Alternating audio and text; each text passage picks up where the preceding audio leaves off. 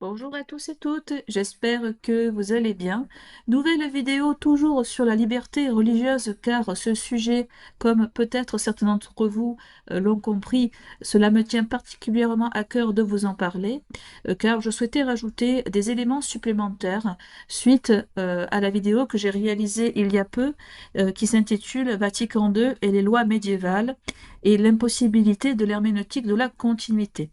Car bon, mon but n'est pas forcément de répondre à chaque fois à Monsieur Horowitz, car je réalise cette vidéo dans un but assez large, car il est possible que des personnages, des autorités conciliaires puissent vous embobiner avec ces arguments fallacieux, puisque le but de Monsieur Horowitz et d'autres, malheureusement, c'est de vous retenir et de retenir certaines âmes sincères dans les filets de l'Église apostate, de la fausse Église de Vatican II, car M. Horowitz mélange euh, les tolérances avec la liberté religieuse et il prend pour prétexte le fait que nous ne sommes pas à la même période historique et du coup, par exemple, ce que j'avais enfin, la dernière vidéo que j'avais réalisée sur les lois médiévales, il est possible que Monsieur Horowitz, mais peut-être d'autres personnes, disent l'argument que oui, le Moyen Âge,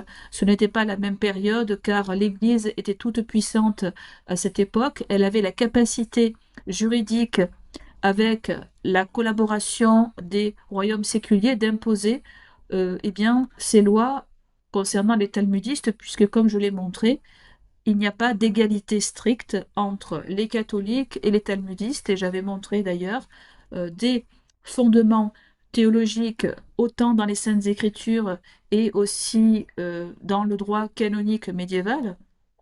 Mais le problème, ce n'est pas cela, c'est que certes, nous ne sommes pas à la même période, mais ce qui est gravé dans le marbre, ce sont les principes, puisque même si les catholiques sont en minorité dans un pays tel qu'il soit, même s'ils ne peuvent pas appliquer cette politique, il y a néanmoins le principe qui demeure.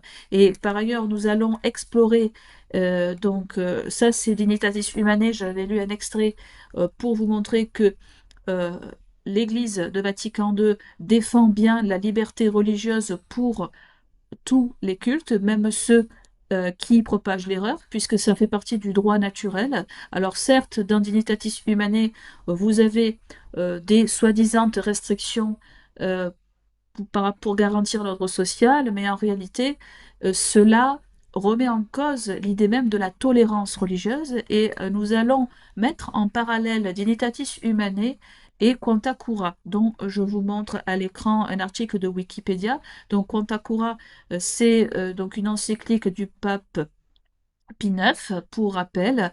Et ce qui est intéressant, c'est que parmi les arguments de M. Horowitz, c'est de dire que euh, eh bien, l'Église catholique pouvait se permettre d'appliquer telle ou telle tolérance parce que c'était avant la Révolution française et que, avant la Révolution française, l'Église catholique avait les moyens, soi-disant, de faire respecter les tolérances. Enfin bref, c'est vraiment du n'importe quoi. Je suis vraiment désolée de dire ça, mais c'est vraiment très dangereux d'écouter ce genre de discours parce qu'il vous induit en erreur.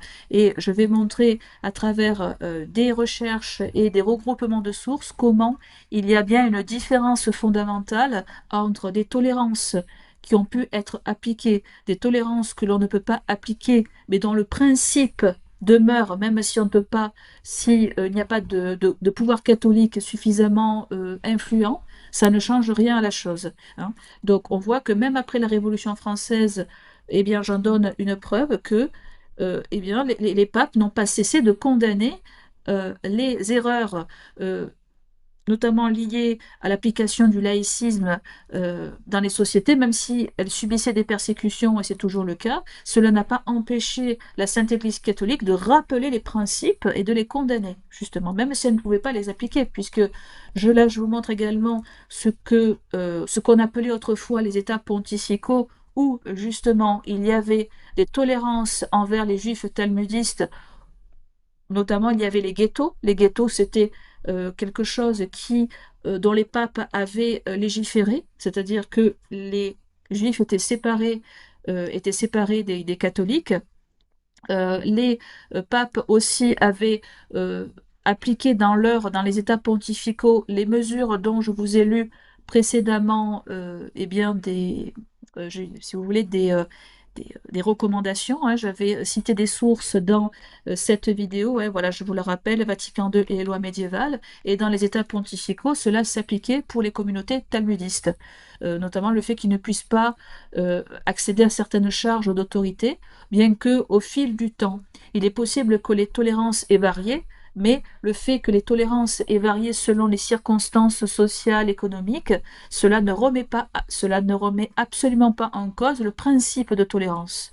Et par contre, ce que va faire Vatican II, j'insiste là-dessus, mais je pense que mon public est suffisamment cultivé pour se rendre compte de cette réalité, mais je préfère toujours rappeler ces réalités car il peut y avoir des personnes novices qui se posent des questions et j'espère que mes vidéos leur permettront d'avoir un peu plus de connaissances et d'éviter d'écouter notamment Monsieur Horowitz qui vous dit n'importe quoi. Voilà.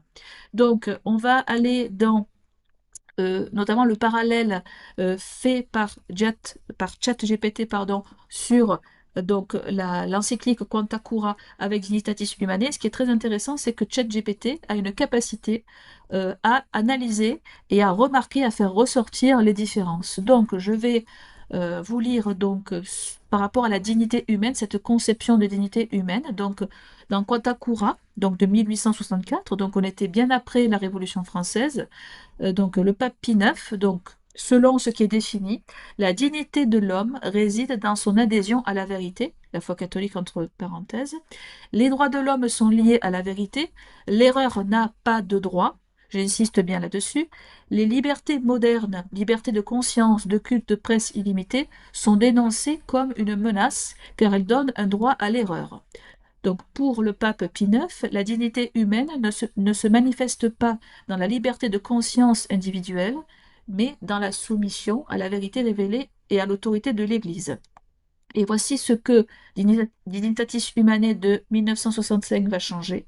La dignité de la personne humaine réside dans sa capacité et son devoir de chercher librement la vérité. Tout homme doit pouvoir agir selon sa conscience, sans contrainte extérieure, car la foi doit être un acte libre. Même celui qui se trompe possède ce droit, car la dignité ne disparaît pas avec l'erreur. Donc, c'est pour ça que je ne sais pas si vous avez vu un débat récent, et d'ailleurs c'est sur ma chaîne YouTube, Maccabée avait fait un débat avec Monsieur Dumouche et il avait fait une sorte de mise en situation que j'ai trouvée très pertinente, où il prend l'exemple d'un royaume ou d'un État qui serait gouverné selon les principes de Dignitatis Humanae, et justement dans ces principes-là, eh bien, il y a l'idée que la dignité ne disparaît pas avec l'erreur. C'est-à-dire que c'est pour ça que ça s'appelle, comme je l'ai dit, Dignitatis Humanae, parce que c'est le fondement qui fait que la personne a le droit de prêcher librement, même sa fausse religion, c'est basé sur la dignité humaine que la tolérance ne peut pas enlever. Tandis que dans une tolérance, dans une politique de tolérance vraiment qui correspond à la Sainte Église catholique, il est possible d'interdire des fausses religions quand c'est nécessaire.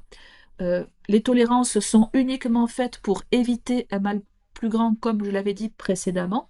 Et par exemple, vous avez le fameux la révocation de l'édit de Nantes, où Louis XIV a décidé de retirer les tolérances dans son royaume. Alors, on peut discuter du fait que c'était une bonne politique ou non, mais néanmoins, la tolérance, ça peut être quelque chose qui peut être aussi retiré. C'est ce qu'a fait notamment Louis XIV, et à partir de ce moment-là, le culte protestant était devenu clandestin, c'est-à-dire que il n'y avait pas enfin, officiellement, il n'y avait plus, pendant un certain temps, de religion protestante, entre guillemets. Les protestants étaient soit obligés de s'exiler, ou soit ils pratiquaient le culte en secret. Mais il n'y avait pas, quand l'édit de Nantes a été révoqué, les protestants n'avaient plus le droit de pratiquer librement les cultes protestants.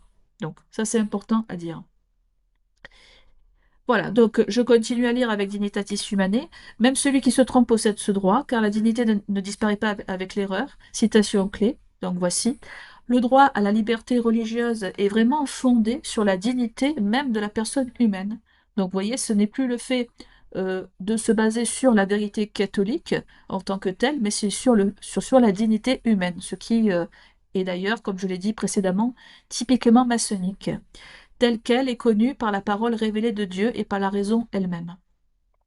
Ici, la dignité n'est plus conditionnée par l'adhésion effective à la vérité, mais par la structure même de la conscience humaine qui doit être libre pour atteindre la vérité. Donc là, on voit que c'est la conscience humaine, la dignité humaine. Donc ce sont des principes typiquement maçonniques qui recentrent tout l'intérêt et toutes les valeurs suprêmes autour de l'homme, hein. Donc on est vraiment dans cet état d'esprit. Donc j'ai fait une synthèse de l'évolution entre Quantakura et Dignitatis Humanae. Quantakura, la dignité de l'homme égale être en accord avec la vérité de l'Église. Dignitatis Humanae, la dignité de l'homme égale pouvoir de chercher la vérité librement, même si on se trompe. Voilà. Ensuite, donc, il y a bien un changement d'accent. Avant, la dignité se réalise dans la vérité objective, erreur tolérée mais pas protégée par un droit. Et après Vatican II, la dignité se fonde sur la conscience subjective et sur la liberté nécessaire pour que l'adhésion à la vérité soit authentique. Donc vous voyez qu'on n'est plus du tout euh, dans le même schéma. Et ensuite, j'ai fait un tableau comparatif ici pour que vous ayez une vision synthétique entre Quantakura et Dignitatis Humanae. Donc par rapport au contexte, donc effectivement, comme je vous l'ai expliqué, c'est le pape Pie IX qui eh bien, écrit et fait une réaction par rapport au libéralisme, à la sécularisation et aux États modernes qui marginalisent l'Église déjà. Donc, dans Dignitatis Humanae, il y a l'acceptation soi-disant d'un monde pluraliste après les totalitarismes, reconnaissance internationale des droits de l'homme, alors que nous allons lire après avoir lu ce tableau euh, d'autres citations de pape après le pape Pie IX qui gardent exactement le même principe, même si il y a l'émergence des totalitarismes, l'émergence d'une vision mondialiste. Vous verrez qu'avant les années 60, même le pape Pie XII a gardé cette conception du fait que l'erreur n'a pas de droit. Donc ça ne veut rien dire, ce que dit M. Horowitz, entre autres, que, soi-disant, comme le monde évolue, comme le monde devient pluriel, c'est une adaptation, pas du tout. C'est une dénaturation, justement, de ce qui a fait la tolérance dans l'Église catholique. Et ça, c'est important à savoir. Ensuite, le fondement de la dignité. Donc, dans Quatakura, c'est l'homme est digne dans la mesure où il adhère à la vérité, donc la foi catholique. Donc ça, sa dignité, c'est le fait d'adhérer à la vérité. Et voici ce que dit Dignitatis Humanae. L'homme est digne parce qu'il possède une conscience libre et une capacité innée à chercher la vérité. Mais la vérité, c'est pas forcément la vérité catholique, hein, puisque un homme peut se tromper en croyant que c'est la vérité, ah, mais cependant, ce n'est pas ce que dit Quantakura, hein. Quantakura dit qu'il est digne à partir du moment où il adhère à la vérité catholique uniquement. Ensuite, sur la vision de la conscience. Dans Quatakura, vous avez que la conscience doit être soumise à la vérité révélée et guidée par l'autorité de l'Église. Donc, vous voyez, la vérité est vraiment recentrée sur le dogme catholique avec l'Église qui guide les âmes vers la vérité, tandis que dans Dignitatis Humanae, c'est la conscience et le lieu de la rencontre personnelle avec Dieu. Elle doit agir librement sans contrainte extérieure. Donc, on voit que ce n'est pas du tout la même conscience qui est là. Donc ça, on ne rappelle pas, vous voyez, le fait que l'Église est centrale pour chercher la vérité. On parle de quelque chose de beaucoup plus vague, de beaucoup plus flou, en fait. Voilà. Parce qu'en fait, on peut mettre d'autres définitions envers Dieu, parce que Dieu, ça peut être un concept purement abstrait, alors que là, vous voyez que dans la conscience, c'est vraiment l'autorité de l'Église, hein.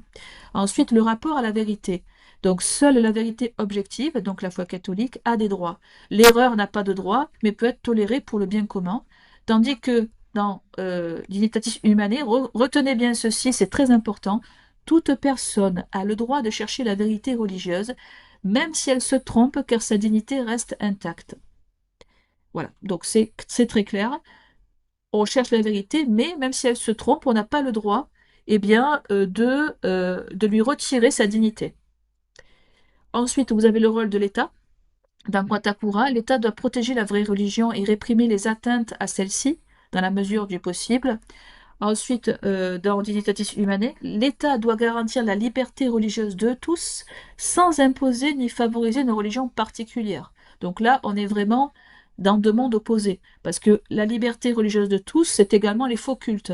Même si, soi-disant, les modernistes et les faux traditionalistes jouent avec le fait que oui, c'est limité, oui, c'est pas une liberté totale, il y a des restrictions, pas du tout. On voit que la liberté religieuse, elle concerne même les non-catholiques. Et c'est ça la rupture, c'est ça la perversion de Vatican II. C'est surtout ça. Puisque lorsque l'Église catholique, on remonte par exemple à l'Empire romain, les catholiques étaient persécutés, et même ça existe toujours, hein, mais pour vous dire que dans des situations anciennes, même si, euh, comme je vous l'ai dit, les catholiques n'avaient pas un monopole politique, néanmoins, les catholiques et l'Église a toujours défendu sa propre liberté, mais n'a jamais défendu la liberté des païens. Ça n'a pas de sens. Ensuite, liberté religieuse selon Contakura, condamnée lorsqu'elle est comprise comme un droit naturel, universel et illimité. Donc en fait, c'est très intéressant, c'est que Contakura condamne ce que va dire euh, la Dignitatis Humanae.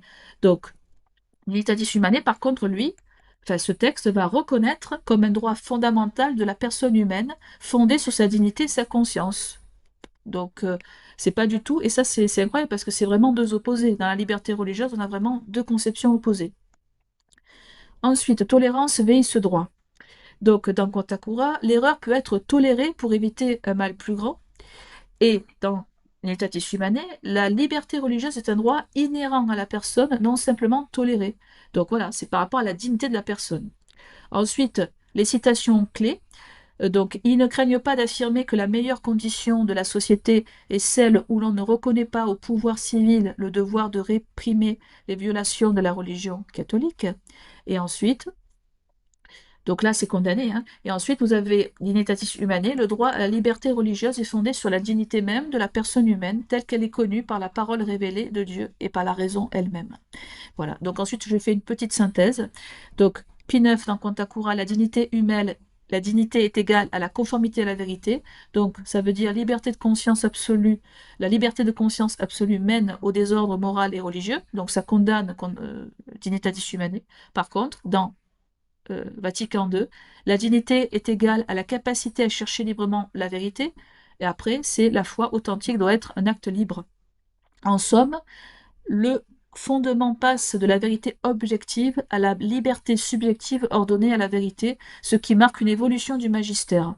Alors, en fait, il dit que c'est pas une rupture, mais l'évolution, comme vous le savez, la Sainte Église catholique, comme elle est basée sur des principes qui, justement, sont faits pour traduire la vérité, le magistère ne peut pas évoluer, en fait.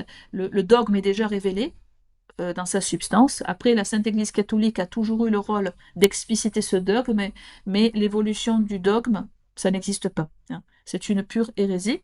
Et je vous ai préparé également d'autres citations de papes avant Vatican II et même avant la séparation de l'Église et de l'État ou pendant, hein, puisque M. Horowitz, soi-disant, dit que c'est pendant la Révolution française que tout a basculé. Mais non, je vais vous montrer donc les citations donc du pape Saint Pédis qui dit, donc il rappelle cette condamnation, que l'erreur n'a pas de droit, hein. Donc qu'il est faux, donc je vous lis un fameux passage de Vehementer Nos qui condamne la séparation de l'Église et de l'État en France, citation, ouvrez les guillemets, qu'il est faux de prétendre que l'État doit être séparé de l'Église et qu'il suffise à la société civile de ne s'occuper que des choses terrestres.